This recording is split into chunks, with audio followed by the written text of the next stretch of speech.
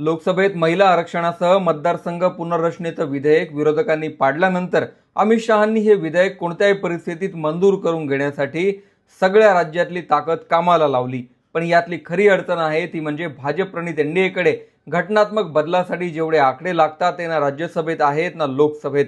हे आकडे पूर्ण करण्यासाठी पहिली फूट पडली ती ममता बॅनर्जींच्या तृणमूल काँग्रेसमध्ये। 293 असलेल्या एनडीएचा आकडा यानंतर 313 वर पोहोचला खरा, पण आकडा अजूनही गाठलेला नव्हता। महाराष्ट्रात एकनाथ शिंदेंनी ऑपरेशन टायगर राबवलं आणि ठाकरेंचे 6 खासदार फोडल्यानंतर एनडीएचा आकडा आता 319 वर आलाय। पण अजून 41 खासदार कमी पडतायत आणि हे टार्गेट पूर्ण करण्यासाठी तामिळनाडूतल्या डीएमके पासून ते उत्तर प्रदेशातले समाजवादी पार्टीचे खासदार आणि महाराष्ट्रातले पवारांचे खासदार आता टार्गेटवर आहेत। याशिवाय राज्यसभेतलाही नंबर गेम सध्या सुरू आहे आणि तिथे फक्त 9 जागा कमी पडतायत। या दोन्ही सभागृहातला आकड्यांचा खेळ नेमका कसा आहे आणि हे पूर्ण करण्यासाठी अजून कोणकोणते पक्ष फुटू शकतात त्याचीच माहिती मी या व्हिडिओत देणार आहे। जे 3 विधेयक लोकसभेत पडले त्याची सुरुवात आता राज्यसभेतून होणं अपेक्षित आहे, कारण राज्यसभेत एनडीए 2/3 आकड्यांच्या अत्यंत जवळ आहे। 245 सदस्यांच्या राज्यसभेत एनडीएकडे सध्या 148 जागा आहेत। पश्चिम बंगालमध्ये 3 राज्यसभा खासदारांनी राजीनामे दिलेत आणि 3ही खासदार आता एनडीएचेच निवडून येतील। याशिवाय महाराष्ट्रातील सुनेत्रा पवारांची रिक्त जागा, झारखंड आणि मिझोराममधील 2 अपक्षांनाही एनडीएचा पाठिंबा असल्यामुळे एकूण आकडा 154 वर जाईल। एनडीएला राज्यसभेत 2/3 आकडा गाठण्यासाठी यानंतर फक्त 9 खासदार कमी पडतील आणि याची पूर्तता वायएसआर काँग्रेसचे 4, बीजू जनता दलचे 5 यांच्याकडून करण्याचं नियोजन आहे। याशिवाय डीएमकेचे राज्यसभेत 8 खासदार आहेत आणि काँग्रेस सोबत खटकल्यानंतर डीएमके सध्या इंडिया आघाडीतून बाहेर आहे। डीएमकेचा मतदारसंघ पुनर्रचना विधेयकाला विरोध आहे आणि यामुळे डीएमके मतदानासाठी गैरहजर राहून एनडीएला मदत करू शकते। राज्यसभेत इंडिया आघाडीकडे 63 जागा आहेत, तर इंडिया किंवा एनडीए यापैकी एकाही आघाडीत नसलेल्या तटस्थ पक्षांचं संख्याबळ 25 आहे, जे निर्णायक असेल। हे झालं राज्यसभेतलं, पण आता लोकसभेतही एनडीएला मोठी मजल मारायची आहे आणि त्यासाठी युद्ध पातळीवर काम सुरू आहे। टीएमसी आणि ठाकरेंचे खासदार फोडल्यानंतर एनडीएचा आकडा लोकसभेत 319 वर पोहोचलाय, पण 2/3 संख्याबळासाठी अजूनही तडजोड करावी लागणार आहे।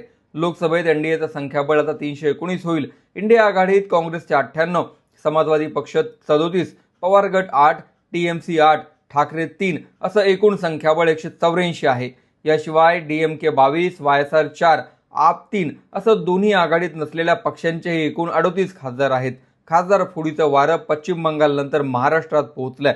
ठाकरेंचे 6 खासदार फोडल्यानंतर पवारांचे 5 खासदार राष्ट्रवादीच्या संपर्कात आहेत आणि एक खासदारही लवकरच एनडीएचं संख्याबळ वाढवतील। उत्तर प्रदेशातही पुढच्या वर्षी जी विधानसभा निवडणूक होतीये त्याआधीच अखिलेश यादव यांच्या विरोधात पक्षातून आवाज निघायला सुरुवात झाली आहे आणि सपाच्या 27 खासदारांचा गट एनडीएमध्ये सहभागी होणार असल्याची चर्चा आहे। सपाचे 27, पवार गटाचे 5 आणि एनडीएचं सध्याचं संख्याबळ 319 ही बेरीज 351 होते। वायएसआर काँग्रेसचे लोकसभेत 4 खासदार आहेत आणि या पक्षाने आतापर्यंत अनेकदा एनडीएला पाठिंबा दिलाय। सपा आणि पवार गटाची फोडाफोडी यशस्वी झाली तर एनडीएला वायएसआर सह 355 पर्यंत जाता येईल।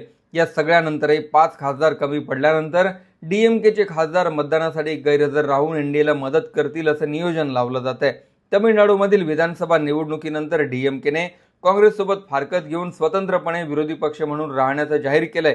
पवारांचे 5 खासदार फोडण्यात अपयश आलं किंवा विलंब झाला तरी डीएमकेकडे एनडीएचा बॅकअप प्लॅन म्हणून पाहिलं जातं। लोकसभेची एकूण सदस्य संख्या 543 असल्यामुळे 362 हा 2/3 आकडा आहे, पण 3 जागा रिक्त असल्यामुळे 2/3 साठी एनडीएला 360 मतांचीच गरज आहे।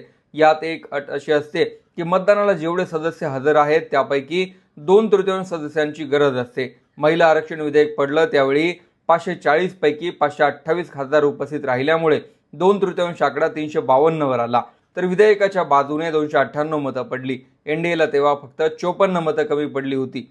सपा आणि पवार गटाचे खासदार वगळले तरी सध्या एनडीए 319 वर आहे आणि डीएमकेने जर मतदानाला गैरहजेरी लावली तर 2/3 आकडा 345 वर येतो आणि एनडीएला फक्त 26 खासदार कमी पडतात। वायएसआर सारखे पक्ष, इंडिया आघाडीतले छोटे पक्ष आणि मतदानाला गैरहजर राहणारे खासदार यांच्या बळावर एनडीएला येत्या अधिवेशनात मतदारसंघ पुनर्रचना विधेयक मंजूर करून घेता येईल अशी परिस्थिती तयार होते। यासाठी एखादं विशेष अधिवेशनही बोलावलं जाऊ शकतं।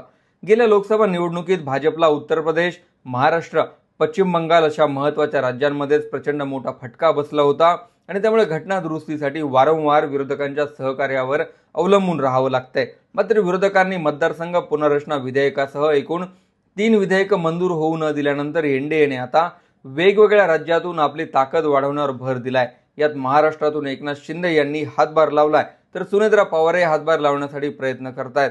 याशिवाय उत्तर प्रदेशची जबाबदारी ही योगी आदित्यनाथ यांच्यावर आहे आणि अखिलेश यादव हे पुढचं टार्गेट मानले जातात. देशभरातल्या प्रादेशिक पक्षांनी सध्या एनडीएच्या या मिशनची धास्ती घेतली आहे. तुम्हाला काय वाटतं? अखिलेश यादव यांचा पक्ष, पवारांचा पक्ष खरंच फुटू शकतो का?